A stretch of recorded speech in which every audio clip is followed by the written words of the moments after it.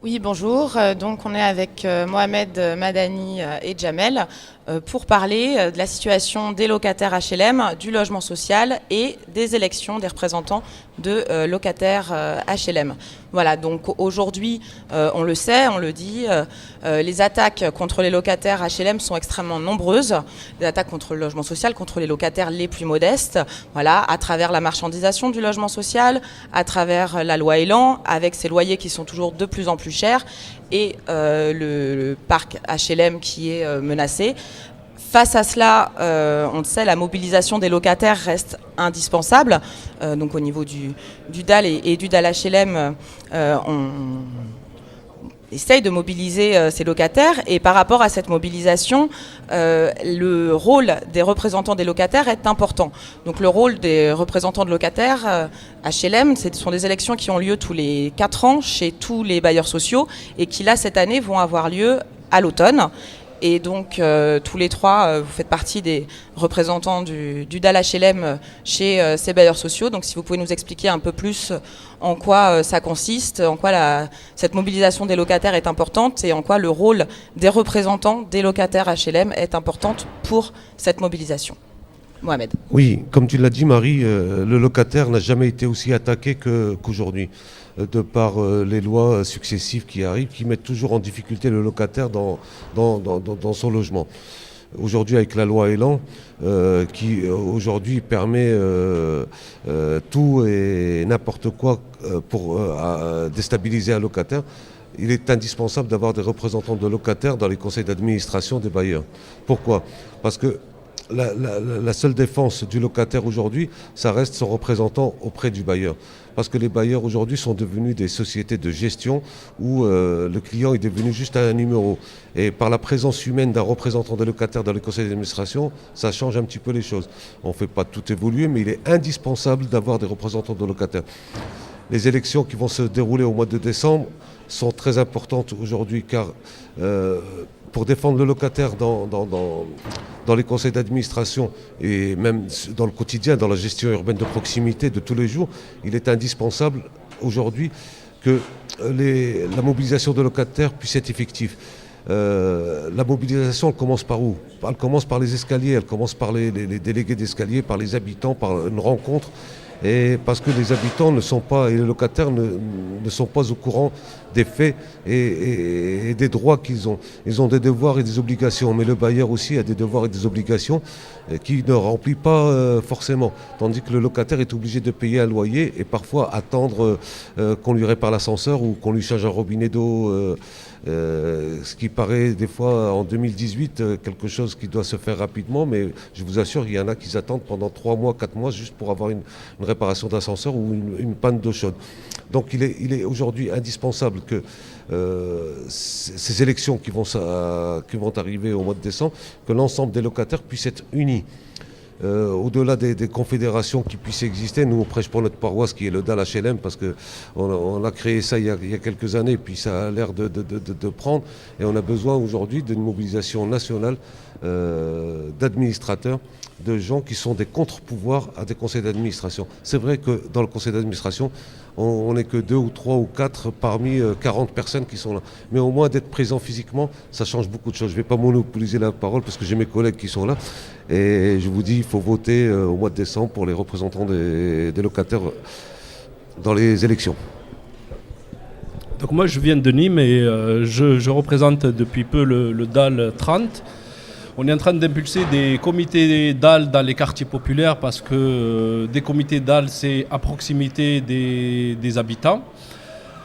Merci à TV Bruit pour nous permettre de prendre la parole sur cette question-là et surtout que nous, à travers ces élections, c'est aussi du bruit qu'on veut faire auprès des bailleurs parce que malheureusement, les locataires ne sont pas souvent entendus. Je dis ça aussi parce que c'est une élection qui est importante. C'est une élection, à mes yeux, qui est une des plus importantes dans le champ des élections parce que c'est une élection, non seulement elle est très peu médiatisée, tous les 4 ans on voit de moins en moins ces élections médiatisées alors que c'est une élection qui permet à des locataires, des simples habitants d'être nommés où les gens dans leur majorité, qu'ils soient de nationalité française ou pas, de voter, d'être même élus, même en étant issu de l'immigration. Tu n'es pas obligé d'être français pour être candidat.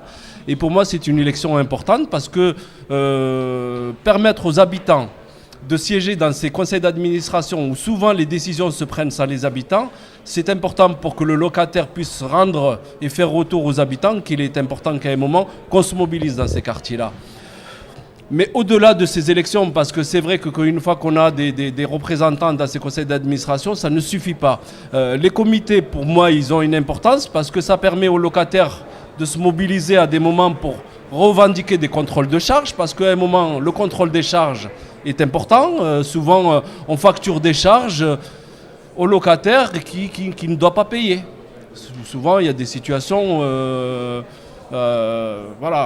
invraisemblables. Une personne qui habite au rez-de-chaussée qui paye l'ascenseur au même titre que les locataires qui habitent au-dessus, c'est pas normal. Enfin, il y a différentes charges aussi qu'on fait payer aux locataires que s'il ne connaît pas ses droits, c'est dommage. Après, c'est sûr que les comités, parce que pour moi, je reviens toujours à la proximité, parce que les comités, ils ont un rôle fondamental pour pouvoir à un moment développer de l'action citoyenne, de l'action de solidarité entre les habitants, de l'action autour du cadre de vie et de l'environnement, mais aussi mon but, pourquoi je rejoins le DAL, parce que c'est une des seules organisations aujourd'hui qui, sur le terrain, se mobilise, occupe, manifeste, soutient les sans-logis, les expulsions aussi, parce que je le vois que sur le terrain, il y a besoin d'actions comme ça. C'est de permettre aux habitants de ces quartiers populaires d'être debout. Parce que malheureusement, on n'est pas debout dans nos quartiers populaires. On subit plus les lois et les orientations qui tombent d'en haut que c'est d'être debout, mais aussi d'être solidaire avec les sans-logis, les gens qui vont se faire expulser. C'est créer de la solidarité humaine dans ces quartiers. Et pour moi, cette élection, elle est fondamentale et c'est merci à vous de permettre au DAL de parler de ces élections parce que vous allez le voir dans les mois à venir. Ça sera très peu médiatisé. On espère que ça sera le contraire, que les médias vont justement aller à proximité pour... on le voit de manière générale, les gens votent de moins en moins aux grandes élections, aux élections locales, etc. C'est par là où on apprend la citoyenneté. C'est un moyen pour nous de permettre aux gens de dire, voilà, voter est important. Voilà, à toi Jamel. Merci à vous, Jamel Blanchard, donc de Angers, enfin des quartiers populaires d'Angers, parce que je dissocie parfois aussi, et malgré tout, certains quartiers. Sur Angers, c'est particulier, on a le centre-ville, puis on a les quartiers périphériques, quartiers populaires. Et dans nos quartiers populaires, on a évidemment d'énormes bâtis HLM. Et dans ce pan de logement HLM, dans ce pan de vie de logement HLM, on a des gens qui se sentent spoliés, on a des gens qui se sentent parfois même humiliés, on a des gens qui ont des rapports conflictuels parfois avec l'administration, enfin avec les offices publics HLM, et qui ne comprennent pas comment justement la gestion fait qu'ils se retrouvent avec des attentes et des besoins très particuliers sur lesquels il n'y a pas de réponse. Et pourquoi moi est-ce que je rejoins effectivement le DAL HLM, c'est que au DAL HLM, il y a une valeur qui est très claire. Des valeurs qui sont très claires par rapport à la défense justement des mal logés, à la défense des sans-abri. C'est clair. Avec le DAL, c'est presque une institution par rapport à ça. Et justement, sans vouloir dévoyer, parce que chaque organisation aussi fait ce qu'elle peut, mais c'est tellement clair au DAL HLM que l'intérêt, c'est aussi de pouvoir, justement, nous, en tant qu'habitants de quartier populaire, être justement dans ces représentations d'habitants au sein des conseils d'administration ou dans le cadre des réunions de concertation locative aussi, pour pouvoir justement appuyer la défense des intérêts de ceux qui sont les plus modestes, quand tu l'as dit tout à l'heure, ceux qui sont aujourd'hui en conflit avec le bailleur parce qu'on les expulse. Avant même que la loi Elan elle passe, on a aujourd'hui sur Angers, notamment je cite le quartier de Savary, on est en total soutien avec ces personnes, des familles monoparentales, des mamans qui payent leur loyer, qui ont toujours payé leur loyer, qui se retrouvent expulsées en conflit, donc au tribunal, parce que leur enfant aurait été mis au banc sur des comportements, des postures dans les entrées d'immeubles. Donc on arrive aujourd'hui dans une société dans laquelle on a des sanctions collectives appliquées à des familles, on a des sanctions exemplaires qui sont faites sur les familles qui devraient ne jamais être expulsées. C'est juste inacceptable. Et aujourd'hui, moi, je fais partie de ceux qui pensent que ceux qui sont sur le terrain, justement, sur ces causes-là, c'est justement le DAL HLM. Et c'est pour ça qu'on va inciter le maximum de personnes à pouvoir voter en faveur de ces nouvelles représentations des locataires pour faire entendre une autre voix un peu plus dissonante qui bouscule un petit peu les idées reçues et qui fasse en sorte à ce que les gens soient évalués de manière différente. Voilà, alors merci à vous. Donc les élections des représentants de locataires HLM, c'est cet automne. Les élections auront lieu du 15 novembre au 15 décembre chez tous les bailleurs. Pour déposer des listes pour être candidat aux élections des représentants de locataires HLM, c'est avant fin septembre. Donc pour rejoindre DAL HLM, n'hésitez pas à nous contacter le plus vite possible sur le site internet du DAL ou le Facebook DAL HLM. Et ensuite, n'hésitez pas à voter pour les listes d'ALHLM qui seront présentes un petit peu partout. Oui. Un dernier mot, pardon. Oui, Mohamed. Ce qu'a dit Jamal est représentatif. On vit tous aujourd'hui une situation qui est difficile. Et surtout avec cette nouvelle loi Elan, il faut appuyer dessus, il faut grossir le trait parce que c'est très important. La loi Elan aujourd'hui va permettre des expulsions quasi automatiques, va permettre aussi de criminaliser les squats, c'est-à-dire que les squatteurs qui avant devaient attendre une décision de justice, aujourd'hui par une décision d'un préfet administratif peuvent être expulsés, ils deviennent criminels parce qu'ils risquent d'être violation de domicile. Donc, vous voyez, on va aujourd'hui vers une pauperisation du logement social et des quartiers populaires. Nous, ce que nous cherchons dans ces quartiers, c'est le vivre ensemble. C'est de dire aujourd'hui, moi j'ai été élu il y a 4 ans maintenant, administrateur d'ALHLM. C'est la plus grande satisfaction que j'ai eue, c'est de rencontrer des familles, c'est de pouvoir les aider, c'est de les sortir des fois sur simplement des incompréhensions entre le bailleur et les locataires. C'est-à-dire que le bailleur, il a une rigidité aujourd'hui. Les bailleurs ont une rigidité administrative qui est à millefeuille pour essayer d'avoir un directeur d'agence où il faut passer par X ou Y et puis c'est très difficile. Donc nous demandons aux locataires aujourd'hui qui est très simple, le DAL HLM est là pour vous défendre, est là pour défendre vos intérêts et les intérêts de l'ensemble des locataires. Donc rejoignez le DAL HLM, c'est aujourd'hui, en 4 ans, on a réussi à démontrer des quartiers qui vont nous voir dans ces vidéos seront la réalité. On a réussi à éviter pas mal d'expulsions, on a réussi à faire du bon boulot. Pourquoi ? Parce que nous sommes sur le terrain. Ce que nous voulons, c'est d'être présents sur le terrain.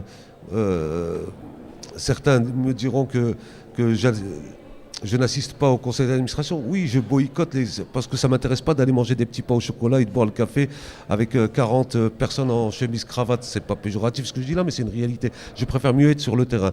Donc le DAL HLM m'a permis d'ouvrir mieux les yeux sur les quartiers populaires, de voir les réelles difficultés. Et comme l'a dit Jamel, c'est quelque chose de très touchant et j'en finirai là, c'est les familles monoparentales.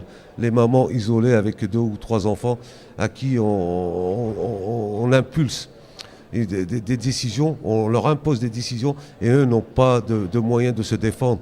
Et j'oublie pas les Chibani qui ne comprennent pas la langue de Molière et de Racine et qui eux parfois ont des larmes en disant j'ai un courrier, je dois quitter le logement parce que mon fils a fait une connerie il y a quelques années. Donc il y a une punition collective qui s'impose pour un comportement individuel.